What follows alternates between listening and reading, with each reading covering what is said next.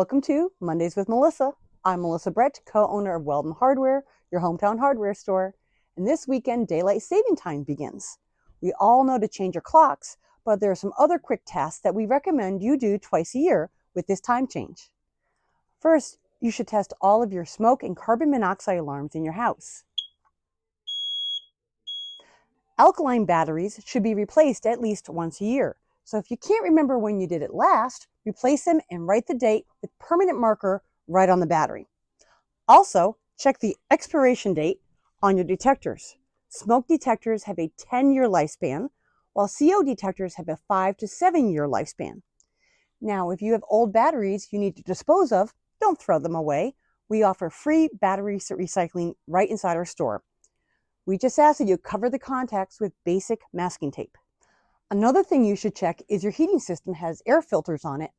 Now, we discussed air filters in depth in an earlier video, but if you haven't changed them this winter yet, it's time to do so. Another task that very few homeowners do is to test all their water shutoff valves. Usually the time when you really need your shutoff valve to work is when you have a water leak. So you should test your valves at least once a year before a leak might hit. Go to all of your sinks, toilets, ice maker, washing machine, anywhere you have a water shutoff. So make sure all of your valves close completely and then try to run the water after you close each one. If you get no water, then the valve is fully operational. If not, the valve should be replaced. You should also test the larger shutoff valves that are usually located in your basement. Don't forget your hot water heater as well. And while you're checking your shutoff valves, inspect all of the supply lines going to your sinks, toilets, ice maker, and such. A small, slow leak may occur without really noticing it until a larger water issue brings it to your attention. When the water is running, take a paper towel and lightly wrap it around the connector and make sure there's no water seeping out.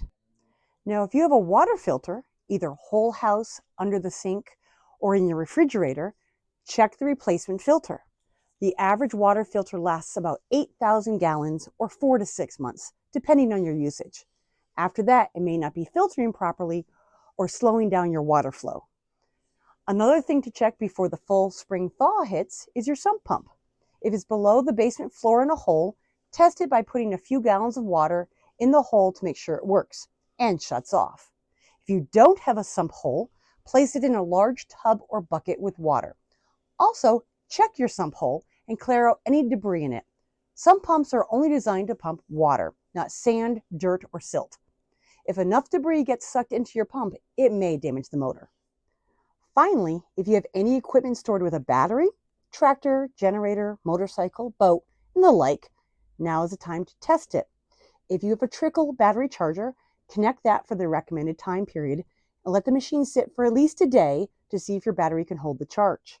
If you don't have one or need to test the amperage of your battery, and for no charge, we can test your battery's output.